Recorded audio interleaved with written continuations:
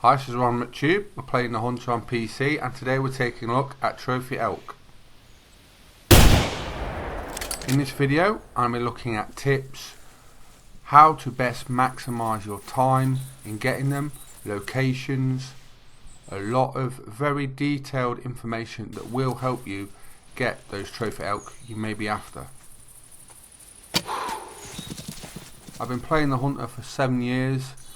Through that time I've gained a lot of knowledge because I have hunted elk a very lot, and some of the techniques I've tried, not all have worked, but some have, and through this game knowledge I'm hoping to help a lot of you who may struggle getting the big elk. Now, one of the key locations I've found for elk where you can hunt them on the reserves is this tower I'm in now. It's on Whitehart and it's tower 6. If you look in the video description, I will include images of Whitehart tower locations, numbered, and Redfeather. They are taken from the Hunter wiki and made by Who Cares. So thank you, Who.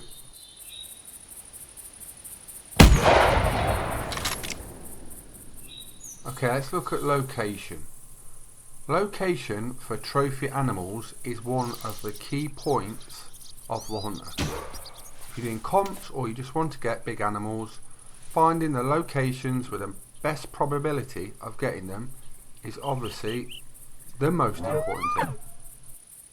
You can spend many hours trying to find these key locations, and people make guides on the Hunter forums, but what I've done through years of experience is pinpoint those key areas to start looking. Now, for example, what you want to find when looking for these locations, and this is where a few people in the past have done wrong with guides, is they're finding one animal location through animal maps off the Hunter wiki and then just hammering that area. Now, I've often tried to explain this. What you want is an area where multiple spots are in the same radius. Then if you put a tent in that area, then you've got maximum probability of not just one location but 2 or 3. So obviously you've got a better chance of getting the animal you're after. So for example, tower 6 on Whitehart is a very good point. Also, visibility. Also, it's a tower. Animals are always near a tower. That's why those towers are there in the fixed areas. The location I'm at the minute is tower 6 on Redfeather. This point is not just one point near an animal location for elk, it's near multiple points. As you can see now, I've got 2 groups merged. I've got 4 over 300 in the area.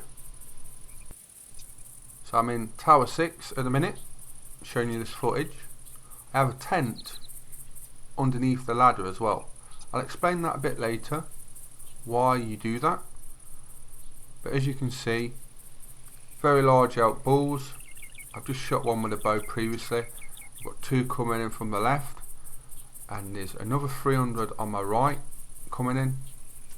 Often you will get groups merge if they're in animal locations and those animals have spawned nearby. Weapons are vitally important when you have to trophy elk and in groups. For example, I'm using a bow now. Always have a bow if you want to get more than one out of a group, because often you can take the first one before the others run, and then you swap to your rifle and then plan your shots. So I'm using the snakebite bow because I feel that it's got the best power, simplest to use. When you're in a situation where you're after 5 or 6 elk in front of you, you want something that you know is just going to knock it down. There's no thought process, or as little as possible, and then you're going to kill it. Then you want a good rifle as your main weapon. So 300 or a bullpup is a very good choice. Just simple point, shoot, and it's dead. Now, picking out which bull to take first, obviously if you've got enough skill level and you can see the scores accurately, you want to take the highest scoring one, which you can see. Now, what you want to do if you haven't got enough skill level is look on the back prongs tines of the elk, and the one with the biggest widest rack, and just look for, often it will have 3 tines on the back. So pick out the biggest bull first and then try and guess where, if they split, where they might run. In clear areas, often if you shoot one with a bow first and it doesn't spook, you can get 2 or 3 with a bow sometimes. But if obviously it's a tight area, you have to plan your shots well. In clear areas you can get up to say 2 or 3 on average out of the group as they run.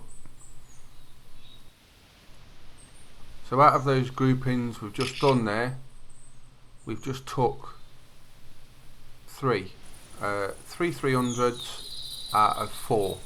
So that's just through planning your shots, it can improve your chances of getting trophies, which probably would have run without the thought process. So make sure you get your weapons right. A bow is, like I say, it is vital really for trophy hunting. The third and final location for my elk guide is on southern Whitehart. Now, Flanker has a point on here called the golden tree stand. This point here is actually better really for elk and most animals. Why? There's a tower here, so guaranteed animals will be here every time. Also, there's multiple locations, so people will look to that guide and it's popular and go to that location. This area is actually better. Why is it better? For example, it's open, you've got aerial view of the area, guaranteed location because the tower's already here, and multiple spots. And the reason, like we're explaining, is because there is multiple animal points in this area.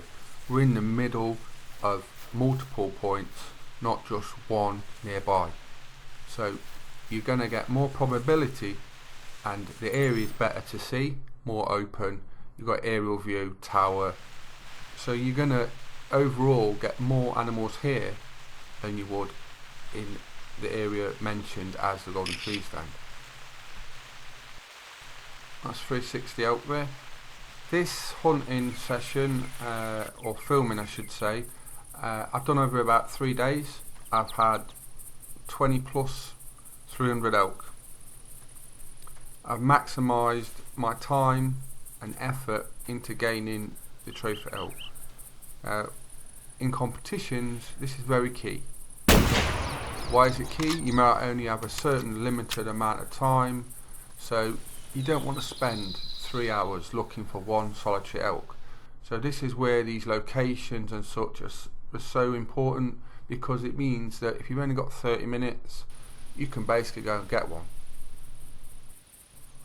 Through shooting thousands of elk, I've even done such random things as it was assumed that maybe newer people got bigger elk, because it did used to happen a lot and people used to report this on the forums. I had my levels reset from max 2020 down to 0 all the way back up. Didn't find anything to do with that. There's a couple of us that did that. Me and my friend had them reset. There was nothing in that, but it was nice to try it and just see. So it's always nice to push the boundaries.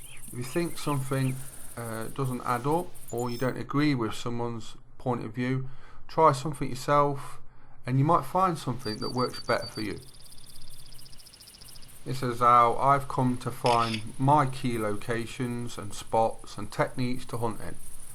If I'd have just kept to one view, I probably would have missed a lot of this and wouldn't get half these trophies and, like I say, find these locations. I was always told you're not supposed to run and do this and that, but like I say, I do things differently because I like to try things differently, and like I say, not all of them will work, but a lot of them do work. So a key point is, when you're playing the game, have a look at all the guides and done by different people, extrapolate what you want or you think may work, or try it first, and if it works for you, then keep that. If some of it doesn't work, just discard that and then add in your own play style, and then you'll probably become a lot better player by doing so. In other words, be a flexible player, open mind, don't just keep one fixed view. On finding elk group or tracks, what I always do is I'll find 2 or 3 male elk tracks. If I find 2 or 3, then I often know there's going to be a group of males. One key tip I've found when doing this is, if a female calls in that area, often there'll be no big elk there. Why do I say that? Because often if there is females, it means there's a group of normally a male and who's small, and then a group of females, or there is just females in the area. Maybe one lone bull's come into that area, but the probability is higher that there is nothing decent in that area when a female calls. So if you get a male elk bugle you back when you're in that area, if you call back straight away, call within like 30 seconds, if a female calls back after the male has, it's often the grouping of females, 4 or 5 females and 1 small bull elk. So ignore that area. You may say, why would you just base one call back as ignore the area? Well, what it is, the probability is higher that the male grouping, as you can see, most big elk are in groups, so 5 or 6, and you'll get a lone bull. Not as often, but you do get the lone bull. Now, females often travel in a group of all females, or there'll be females of say 5 or 6, and then there's like 1 lone bull in that pack. The lone bull is often who's with the female small. So obviously if you call back after a male elk has just called, if a female answers it, and often the second call back will be either from a lone bull returning the call, or it'll be from another elk in the group. Now if the other elk that calls back second is a male, then it's often an all male group, so 5 or 6 elk all travelling together. You can get 3 elk, but 3 elk is not really good. There's never no high scorers in that. The 5 and 6 is what you ideally want. There's often 2 lead bulls in it. 1 will be really big. Sometimes 2 can be really big. But like I say, the second callback is very important when you're after the elk. If it's a female that calls back second, that's it, just ignore it, based on what I've just gone by. Like I say, I've done this for years. I don't think anyone much has picked up on it, or if they have, they haven't said about it. And like I say, that will save you a lot of time, just not running into female groups and wasting it. You know what I mean? You want to just get male elk basically, because you're after the biggest in the group. Also, where this becomes key is when you think about it logically. All these animals spawn on the map. If you visit a point of interest to do with that animal, and you know it's female in that area at that minute, that means that elk, if you're after elk, are at a different location because females are there. So by that simple process of knowing that female elk are in a point you're just visiting to check that animal point, you also know that the male elk aren't there. Very simple thought process. But the thing is, because we are on numerous points over the map where they can be, and they do spawn every time, you know they must be somewhere. So by visiting key points like this Tower 6 for example, you know there's 3 points close by, so you're travelling the least amount of distance to visit the best probability spots. As soon as you know female is in a certain spot, you know the male's on there. So if you're visiting them quite quick, you know by elimination where to focus your time. That's what this guide is helping you do. It's trying to help you minimise the amount of time you spend looking for animals. I've seen people, they're prone across half the map trying to find trophies. You don't need to do that. Crouching is sufficient. Just cover the areas quite quickly. What I've just mentioned about the females is basically for a lot of the animals it does count. So just remember that when you're hunting a certain species. Just remember, animals spawn all over the map. There's a certain amount of points or whatever where they could be. If they're not in the area where you're at and they're females, then obviously where's the males? They're at the other locations. Tents can play a big part of that. So if you've got a tent in an area where multiple spots are, if you checked another area quickly and they're females, then you know that they're in another sector or another area. And like I say, having a tent near multiple spots means a bigger probability of finding them. If you check the other area, you go to that spot, that means you're going to probably succeed in getting what you're looking for. Earlier on when I was on Tower 6 on Redfeather, I mentioned about I had a tent underneath me near the ladder. Now I'm going to explain why other hunters do this, or successful hunters, and the reason is it's a trigger. When you fast travel to a tent in a key location, it triggers the animals. Now you might think, what's he on about? What's one talking about? Right, you see other people in other videos, they're not mentioning this, but I'm telling you now what it is. If you fast travel to a key location, that means the animals will either be there already, or it sort of inspires them to call to you. This isn't a coincidence, this happens literally every time in a good area. It triggers the animals. So for example, Tower 6, if I check other areas, find females, whatever, I know that area is basically no good in a quick check.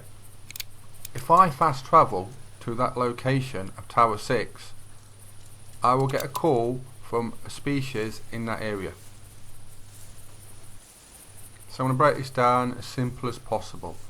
If I fast travel to that area where my tent is, say Tower 6, and there is one location outside of it, that animal location may have blacktail, whitetail or elk. One of those animals will either be there in front of me in the radius or call instantly as soon as I fast travel. Now the thing is, some people do guides and that, but they won't tell you that, but that's why they fast travel to the areas, or that's why they've got tents in those key hotspots. It's because when they fast travel, it triggers the animals they're after. Now a little tip, I've gone one step further through trying this and trying to work out the exact sort of like probability of it happening, is calls. I've got this so down now on Redfeather, I know by going to a certain location, if a certain animal calls, I know what's going to probably be a different location because of the certain animal that calls.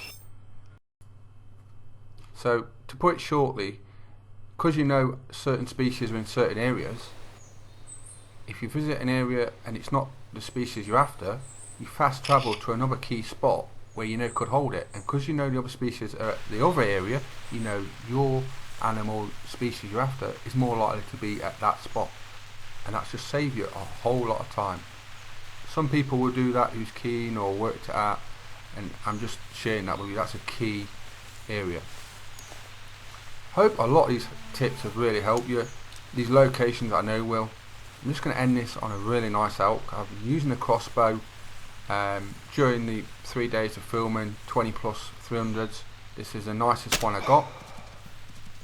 It's a very nice elk bull. I really enjoyed making this video. It's been nice learning a few things myself. I'm ronMctube. We're playing a hunt on PC. This has been my elk trophy guide for helping out all you who play the hunter. Please subscribe to my YouTube channels and thanks for watching. Hope you really enjoyed it. Hope it helped you out a lot.